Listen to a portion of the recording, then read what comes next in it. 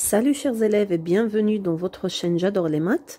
Dans cette vidéo-là, on va travailler un exercice concernant la leçon de la logique.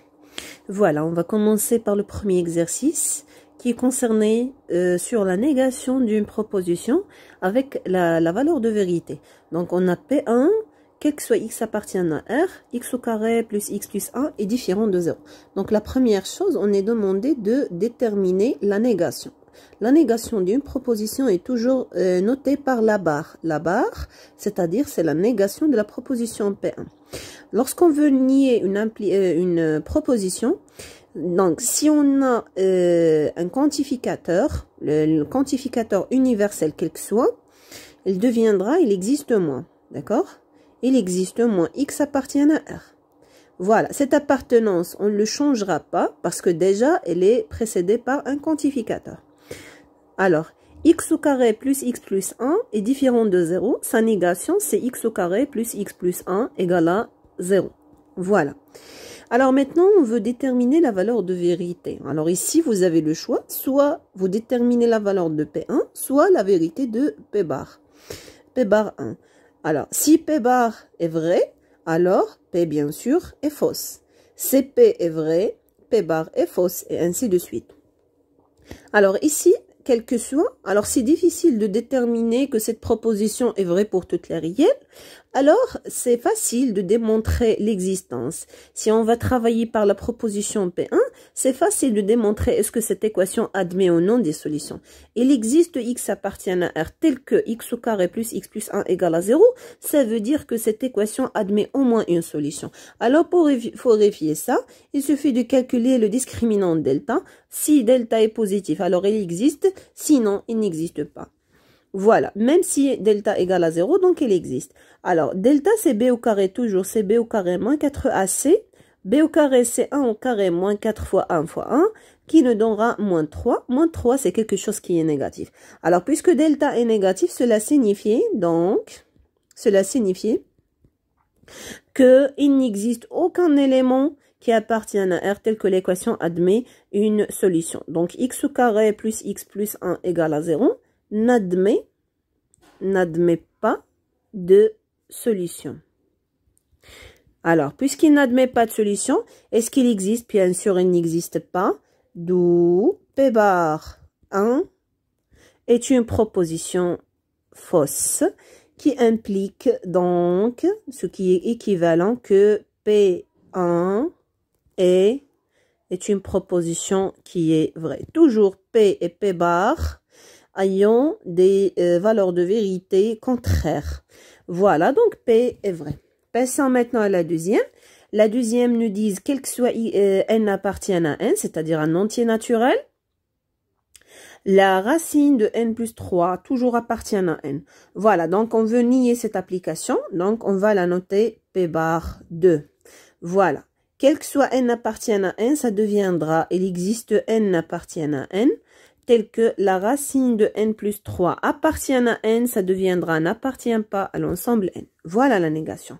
Alors, est-ce que vraiment n'importe quel entier naturel, si on va le rajouter 3 et en mettant la racine, nous trouvons toujours un entier. Pour cette proposition, il est clair quelque chose qui ne marche pas. Parce qu'on n'a pas toutes les racines, toujours les racines appartiennent à n. Si en disant par exemple la racine de 4, oui, la racine de 4 appartient à l'ensemble n. Mais si en disant par exemple la racine de 3, la racine de 3 n'est pas un entier naturel. Donc elle est claire, ça apparaît clair que la proposition P2 n'est pas vraie. Elle est fausse. Alors, pour montrer que l'existence d'un élément, donc on va démontrer est-ce que vraiment il existe un entier appartient à n tel que si on lui rajoutait 3 en mettant dans la racine, ça nous donnera un nombre qui n'est pas un entier naturel. Ici, il faut trouver le contre-exemple. Si on détermine un élément qui n'appartient pas à n, qui vérifie cette propriété n'appartient à n, c'est-à-dire on a trouvé un contre-exemple. Alors, si vous voyez bien, on a n appartient à n. Est-ce qu'on peut trouver un élément, n, qui appartient à n, qui va vérifier cette relation et qui va nous donner pas un entier naturel? Bien sûr, c'est clair, il existe beaucoup des entiers qui vérifient cette propriété-là. Si en prenant par exemple pour n égale à 0. Si en prenant n égale à 0, on aura la racine de 0 plus 3, qui est la racine de 3. La racine de 3, bien sûr, n'appartient pas à l'ensemble n. Donc, est-ce qu'on a montré l'existence? Oui, elle existe. Elle existe 0. Est-ce que 0 seul? Bien sûr, il existe d'autres. Par exemple, si en prenant n égale à 2, ça suffit. Pour n égale à 0, ça suffit de dire que p bar 2 est vrai. Mais si on veut ajouter d'autres exemples, pour n égale à 2, qu'est-ce qu'on aura? On aura la racine de 2 plus 3 qui est la racine de 5. Cet aussi n'appartient pas à l'ensemble n. Vous pouvez trouver plusieurs entiers naturels qui vérifient la proposition P2 bar. Alors, qu'est-ce qu'on va dire? Que P bar 2, donc P bar 2 est vrai. Voilà. Puisque P bar est vrai, alors P2 est fausse. Voilà, P2 est fausse parce que n'est pas n'importe quel entier naturel appartient à n. La racine de n plus 3 est toujours appartient à n. On a trouvé un contre-exemple. Passons maintenant à la proposition P3 qui disent quel que soit x appartient à R+, c'est-à-dire x est un entier réel, c'est pas un entier, c'est un réel positif. La racine de x moins 1 égale à x plus 4 implique que x égale à 4. On va écrire la proposition à côté, donc P3. Quel que soit x appartienne à R+, la racine de x moins 1 égale à x par 4 implique que x égale à 4. Alors, la négation de la proposition P3. Alors, ici, on a P implique Q. La négation de P implique Q, c'est P et Q bar. C'est très important dans les lois logiques, ces deux propositions sont équivalentes. La négation de P implique Q, c'est P et Q bar. C'est-à-dire la condition reste lui-même, mais le résultat deviendra à sa négation. Donc, quel que soit x appartient à R+, ça reste lui-même. Quel que soit x appartient à R+, la racine de x moins 1 égale à x plus 4, et l'implication deviendra et x est différent de 4. Voilà. Donc, voilà la négation de notre proposition. Maintenant, il faut déterminer la valeur de vérité. Alors, qu'est-ce qu'on va faire? On va considérer cette proposition, cette partie-là, comme une condition. Et on va travailler sur cette condition jusqu'à arriver à trouver la valeur de x. Alors, si nous trouverons que x égale à 4, ça veut dire que P3 est vrai. Si nous trouverons que x égale à une valeur qui est différente de 4, ça veut dire que P bar qui est vrai, c'est-à-dire P est fausse. Alors, en commençant par la condition. Donc, on a la racine de x moins 1 égale à x plus 4 implique quoi? Alors, si vous remarquez, on veut finalement trouver la valeur de x. Donc, on va réfléchir à une factorisation. Donc, la première chose, on va rassembler tous les termes dans un seul côté. Donc, moins x par 4 égale à 0.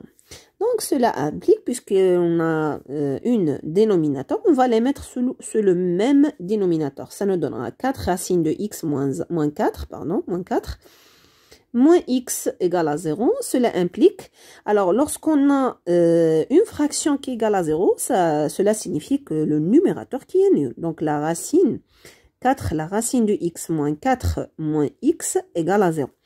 Alors, si vous remarquez bien, ces trois termes, on veut finalement arriver à trouver une factorisation. Alors, si on cherche un facteur en commun, on ne le trouvera pas parce que déjà le 4 ici est dans le premier et le deuxième, alors que le quatrième ne contiendra pas le 4. Si en concentrant sur le premier et le dernier, vraiment on a x, mais pour celui à l'intérieur qui ne contient pas x. Donc, on va réfléchir à l'identité remarquable. Donc, la première chose à faire, c'est que dans l'identité remarquable, on n'a pas une identité qui contient moins. Donc, on va multiplier le tout par moins 1, qui nous donnera moins 4 racines de x plus 4 plus x égale à 0. Alors, on va mettre un changement ici. On va mettre x le premier, moins 4 racines de x plus 4 égale à 0 pour que la formule de l'identité remarquable est apparue. Alors, si vous remarquez bien ici, on a x moins 4 racines de x plus 4. 4, c'est 2 à la puissance 2. 4, ici, c'est 2 fois 2. Voilà, ici on a la racine, mais ici on n'a pas un nombre à la puissance. Si on peut l'écrire quelque chose à la puissance 2, c'est clair. Donc pour le x, est-ce qu'on peut pas l'écrire comme ceci? Voilà. Oui, on peut bien sûr, on peut la mettre dans la racine, parce que déjà, la condition principale, c'était quoi? Si vous remarquez bien, donc, quel que soit x appartient à R+, c'est-à-dire c'est un entier positif qu'on peut le mettre dans une racine. Moins 2, 4, c'est 2 fois racine de x, plus 2 à la puissance 2 égale à 0. Ici, maintenant, la formule de l'identité est apparue clairement. Alors, on va la factoriser. Donc, c'est la racine de x moins 2, le tout au carré égale à 0. Voilà, ici, on a une puissance qui est égale à 0. Cela implique que la base qui est égale à 0. La racine de x moins 2 qui est égale à 0. Cela implique que la racine de x égale à 2. Donc, cela implique que x égale à 4. Voilà. Donc, notre proposition est vraie. Donc, quel que soit x appartienne à R+, quel que soit x appartienne à R+, la racine de x, qu'est-ce qu'on a déjà au début? La racine de x moins 1. Voilà, la racine de x moins 1 égale à x par 4 implique que x égale à 4. Et c'est la proposition, donc la proposition P3 est vraie parce qu'on a trouvé la valeur 4 pour x. Voilà, alors j'espère que vous avez bien compris la négation et la valeur de vérité d'une proposition et à la prochaine.